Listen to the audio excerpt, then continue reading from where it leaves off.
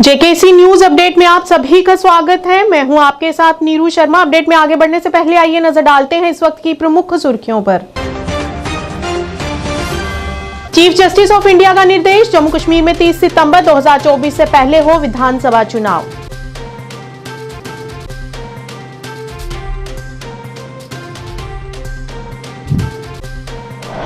Dogra front और राष्ट्रीय बजरंग दल द्वारा सुप्रीम कोर्ट द्वारा सुनाए गए 370 के फैसले पर मनाया जश्न और ढोल की ताल पर थिरके कार्यकर्ता।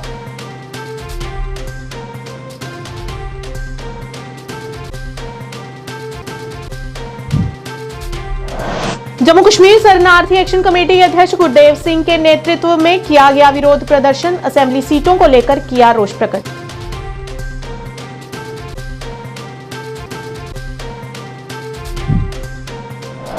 उपराज्यपाल ने राज्य स्तरीय युवा उत्सव इंडिया @2047 के समापन समारोह में लिया भाग और युवाओं को भारत के भविष्य का बताया निर्माता।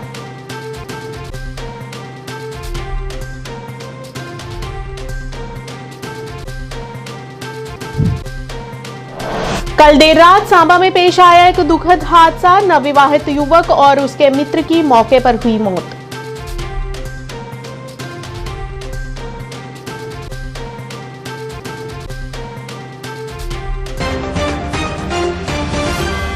अब समाचार विस्तार से। जम्मू कश्मीर से संविधान के अनुच्छेद 370 के प्रावधानों को निरस्त करने के केंद्र सरकार के 2019 के फैसले के खिलाफ दाखिल याचिकाओं पर सुप्रीम कोर्ट ने आज अपना फैसला सुना दिया। फैसले के दौरान chief justice of India DY Chandrachud ने चुनाव आयोग को निर्देश जारी किया है कि वह 30 सितंबर 2024 तक जम्मू कश्मीर विधानसभा के चुनाव कराने के लिए कदम उठाएं।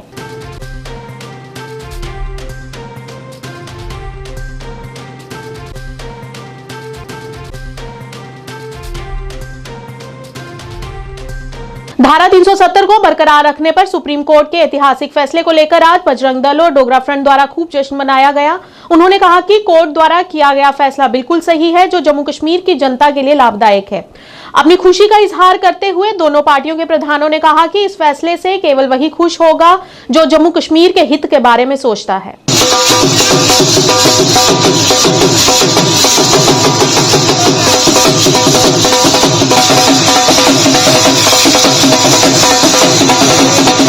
आक्रमण करती थी।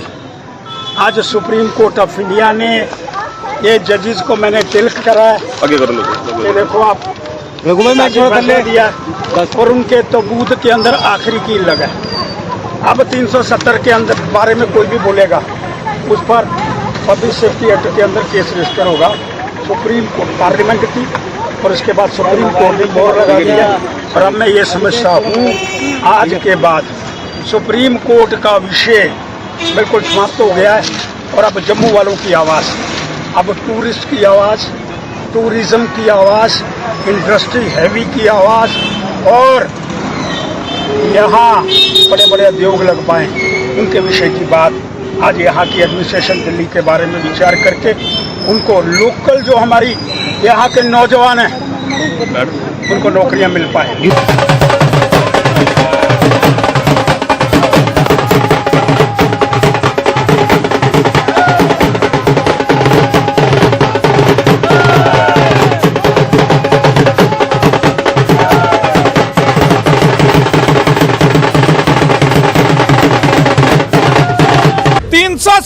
और 35A के ऊपर सुप्रीम कोर्ट का एक ऐतिहासिक फैसला। सुप्रीम कोर्ट ने कहा कि 5 अगस्त 2019 को सरकार के द्वारा जो 370 और 35A को रिमूव किया गया जम्मू कश्मीर से, वो सरकार का सही फैसला था। उस समय भी पूरे देश के अंदर खुशियां मनाई गई पर आज इस फैसले को लेकर भी जम्मू कश्मीर और पूरे देश के अंदर खुशी का माहौल है। कश्मीर के कुछ नेता जो 370 और 35A के ऊपर राजनीति करते रहे हैं, जो अपनी कुर्सियां जो है बचाते रहे हैं, जो जम्मू कश्मीर के लोगों को बेवकूफ बनाते रहे हैं, केवल 370 और 35A के ऊपर राजनीति करते रहे, आज उनके सपने जो है वो चकनाचूर हो गए। इससे पहले भी हम कहते रहे हैं कि 370 और 35A उसको दफना दिया गया है, वो कभी बार नहीं आएगा। और आज फैसला जो सुप्रीम कोर्ट का आया है, आज पूरा देश जो है खुशी से झूम रहा है। हम इसका स्वागत करते हैं, इस फैसले का। अब जम्मू कश्मीर के अंदर उन नेताओं को जो 370 और 35A के ऊपर लोगों को बेवकूफ बनाते रहे हैं, अब उनको समझ जाना चाहिए कि जम्मू कश्मीर भारत का अटूट अंग है और यहां पर भारत के अंदर संविधान है वो जम्मू कश्मीर के अंदर भी लागू होगा। जम्मू कश्मीर शरणार्थी एक्शन कमेटी के अध्यक्ष गुरदेव सिंह ने गाड़ीगढ़ में विरोध प्रदर्शन किया। इस मौके पर पार्टी के अध्यक्ष गुरदेव सिंह ने रोष प्रकट करते हुए कहा कि पीओजे के शरणार्थियों की असेंबली में 8 सीटों पर सरकार ने कोई ध्यान न देकर उन्हें केवल 1 ही सीट आरक्षित की है। इस मौके पर उन्होंने सरकार से मांग करते हुए पार्लियामेंट की रिपोर्ट लागू करने की अपील की। उन्होंने संबंधित इस दौरान कई मुद्दों को भी प्रकट किया। रिफ्यूजी एक्शन कमेटी जिंदाबाद, रिफ्यूजी एक्शन कमेटी जिंदाबाद, रिफ्यूजी एक्शन कमेटी जिंदाबाद। हमारी मांगे पूरी करो, हमारी मांगे पूरी करो, हमारी मांगे पूरी करो, हमारी मांगे पूरी करो। हम क्या चाहते हैं? इंसाफ। हम क्या चाहते हैं? इंसाफ। सीधा करो। मेरा नाम है गुरदेव सिंह, मैं प्रेसिडेंट हूँ जम्मू कश्मीर शरणार्थी एक्शन कमेटी का, जो 1960 में बनी थी, जो लगातार 56 साल से जो पीओजे से रिफ्यूजी लोग आए, माइग्रेंट आए, डिस्प्लेस्ड पर्सन आए, उनकी रहनुमाई कर रही है।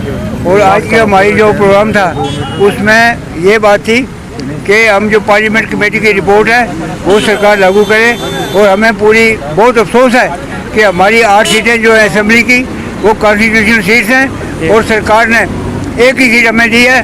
हम इसका पुरजोर मजम्मत करते हैं और सरकार से अपील करते हैं कि अपनी गलती को सुधार के हमारी जितनी सीटें कॉन्स्टिट्यूशन बनती हैं, हमारी 10 से 12 लाख आबादी है जम्मू रीजन में, लेकिन अफसोस की बात है कि हमको 1 ही सीट है। हम इसकी सख्त मजम्मत करते हैं और पूरे जो शरणार्थी कम्युनिटी है हमारी, कठुआ से लेकर पुंछ तक, सबके लोगों में मनों में बहुत बड़ा अफसोस है और हम इसकी रिजेंटमेंट करते हैं सब शब्दों के साथ। और सरकार से अपील करते हैं कि पार्लियामेंट कमेटी की जो रिपोर्ट है उसको वो लागू करें, वरना शरणार्थी लोग जो हैं वो मजबूर हो जाएंगे रोड पे आने के लिए कठुआ से एक पुंछ तक, और सरकारों को संभालना जो है वो बहुत बड़ा मुश्किल हो जाएगा। मैं फिर आपसे माध्यम से पूरी सरकार को, जम्मू कश्मीर सरकार को और भारत सरकार को ये निवेदन करते हैं, अपील करते हैं कि जम्मू कश्मीर सरकार जो है हमारा केस सही ढंग से प्रेजेंट करे। हमारी जो भी मांगे हैं, चाहे इनके मुतल्लिक़ हैं, चाहे सेंट्रल सरकार के मुतल्लिक़ हैं। जम्मू कश्मीर के उपराज्यपाल ने राज्य स्तरीय युवा उत्सव India@2047 के समापन समारोह में भाग लिया। उन्होंने अपने संबोधन में कहा कि युवा शक्ति हमारे देश की सबसे बड़ी संपत्ति है और युवाओं की रचनात्मकता, करिश्मा और कड़ी मेहनत वह प्रबल शक्ति है जो विकास का नया एजेंडा तय कर सकती है। नए विचार और दृढ़ विश्वास विभिन्न क्षेत्रों को प्रोत्साहित कर रही है और नई खोजों और नवाचार में अहम योगदान युवा दे रहे हैं। जम्मू कश्मीर के युवा उत्सव का समापन है।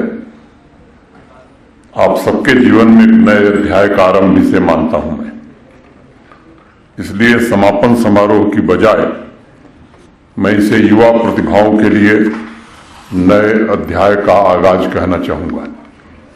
मैं नेहरू युवा केंद्र के सभी साथियों के प्रति भी आभार व्यक्त करना चाहूंगा, जिन्होंने परिश्रम से, लगन से इस पूरे आयोजन को जम्मू कश्मीर और लद्दाख में संपादित किया। सभी प्रतिभागियों एवं नेशनल लेवल युवा उत्सव में भाग लेने के लिए चुने गए यंग टैलेंट्स को मैं अपनी हार्दिक शुभकामनाएं देता हूं और उनके उज्जवल भविष्य की कामना करता हूं। जो प्रदर्शन हम सबने देखा है, प्रदर्शन में भाग लेने वाले बच्चों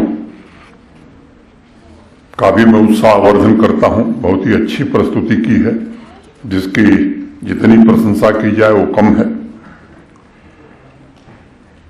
पिछले वर्ष लाल किले की प्राचीर से भारत के सम्माननीय प्रधानमंत्री जी ने 140 करोड़ देशवासियों को पंच प्रण ने 5 संकल्प दिए थे।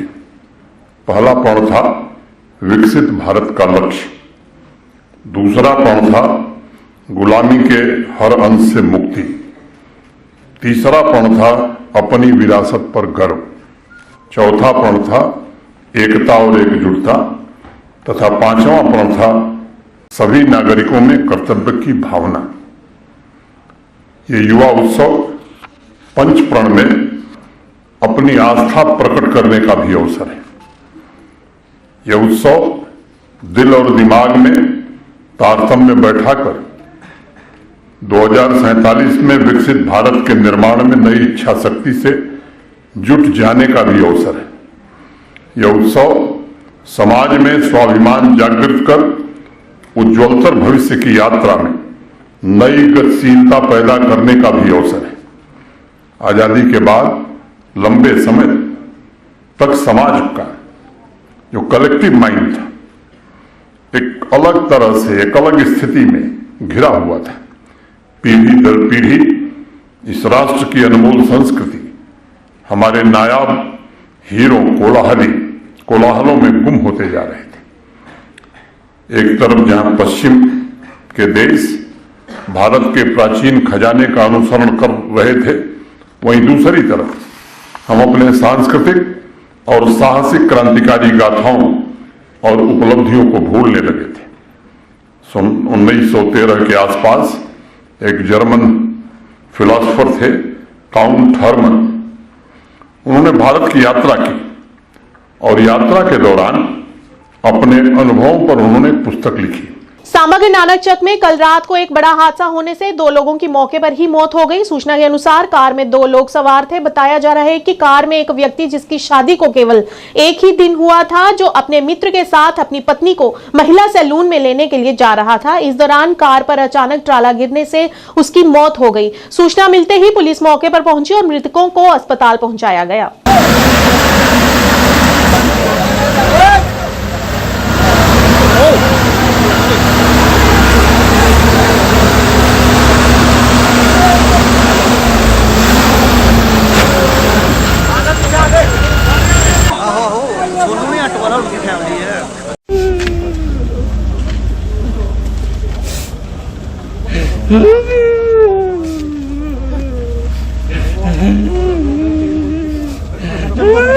हमें ये इंसिडेंट का पता चला था कि करीबन थोड़ी देर पहले यहाँ पे नानगे चक में एक्सीडेंट हुआ है। ट्रॉला एक बड़ा था और उस गाड़ी के बीच में ऑन द स्पॉट हमने इमीडिएटली एम्बुलेंसेस जब रश की तो वहाँ से फर्स्ट हैंड इंफॉर्मेशन तो यही मिली कि 2 से 3 पेशेंट उसमें हैं। वहाँ इवैक्यूएशन के बाद हमारी एम्बुलेंसेस जब पेशेंट यहाँ पे लेके देवर इन अ वेरी क्रिटिकल कंडीशन। तो जैसे ही यहाँ पे इमीडिएटली हमारे इमरजेंसी स्टाफ सारा का सारा रेडी था, तो उन्होंने they despite best efforts they could not save them, तो they were declared brought dead and ultimately the legal formalities which are being done. तो उसके बाद जैसे भी कितने लोग हमारे यहाँ पे तो 2 लोग ही आए हैं, जिसमें क्या इन्फॉर्मेशन आ रही है कि शादी थी? यही सुना है कि शादी थी और आज कोई रिसेप्शन थी, तो रिसेप्शन में इन्होंने जाना था, तो उस हिसाब से इट इज वेरी अनफॉर्चुनेट जो अनफॉर्चुनेट इंसिडेंट हुआ, but then this has happened. Anantnag के शमसीपुरा क्षेत्र में बशीर अहमद भट्ट के पुत्र महराजुद्दीन भट्ट का रात के समय टाटा मोबाइल चोरी हो गया, जिसका नंबर JK03D5641 है। उन्होंने चोरी हुए वाहन की रिपोर्ट तुरंत पुलिस थाने में दर्ज करा दी है तथा पुलिस प्रशासन से अपील करते हुए उन्होंने उनका वाहन ढूंढने की अपील की और पकड़े जाने पर चोरों के खिलाफ सख्त से सख्त कार्रवाई की मांग की। मैंने अभी सुना है, अफसोसनाक बात है, अफसोसनाक बात है। कबल ही एक बड़ा सानिया पेश आया है और इनका जवान लड़का फौत हुआ है और वो यतीम बच्चे जो है वो उसी गाड़ी के सहारे पर अपना गुजारा करते थे। लेकिन वो भी नाम नेहाद, चाहे मुसलमान हो गए या और कोई होगा, उसका दिल कैसा है, वो कैसा बेरहम है और बेरहमों के साथ बड़ी सख्ती के साथ निपटना चाहिए। गवर्नमेंट की जिम्मेदारी है। अगर गवर्नमेंट इस काम में बड़ी सख्ती के साथ, बड़ी ध्यानदारी, मुदब्बिराना तौर पर इस पर तहकीकात की जाए और उनको संगीन सजा दी जाए, तो मुझे लगता है कि आइंदा ऐसे रोनुमात वाक़ा नहीं होंगे और ये मजलूम जो है वो बिल्कुल सेफ होंगे। तो मेरी गुजारिश है गवर्नमेंट से, एडमिनिस्ट्रेशन से और वाबस्ता महकमा पुलिस डिपार्टमेंट से कि वो इस बारे में पूरी तौर मुदाखलत करे और इसकी गाड़ी को बरामद करने में कोई दकीका फरागुजारिश नहीं करेंगे। बाकी वस्सलाम। अस्सलाम वालेकुम। बशीर अहमद भट्ट रोजान शमशीपोरा बहुत अमिस लड़क सुंद मोल यमिस जन 40-41 दो गई यह गुजरेमतिस तत पे अमिस यह गाड़ अथि सड़क पे तो यह आय आज रात कित nin बहुत एडमिनिस्ट्रेशनस पुलिसस बाकी डिपार्टमेंटन गुजारिश करन कि यमन यतीमन दीतन यह रिकवर कर गाड़ बेस बह तिमन ते अपील करान यमो यी निमज तिम ते अगर जन इंसाफस काम हन यह त्राहन कुन जाए यह गाड़ ताकि यमन रोजगार सिर्फ यतीमन बिचारन। आइए चलते चलते अब मौसम पर एक नजर डालते हैं। आपको बता दें कि बीते कुछ दिनों से कश्मीर में तापमान लगातार 0 से नीचे रहने और शीतलहर के प्रकोप का असर अब जम्मू में भी पड़ने लगा है। रविवार दोपहर बाद आसमान पर हल्के बादल छाने के बाद जम्मू में भी आज तापमान तेजी से गिरा है। शाम के समय ठंडी हवा से सर्दी काफी बढ़ गई है। जम्मू में न्यूनतम तापमान सामान्य से लगभग 3 डिग्री नीचे रहा है।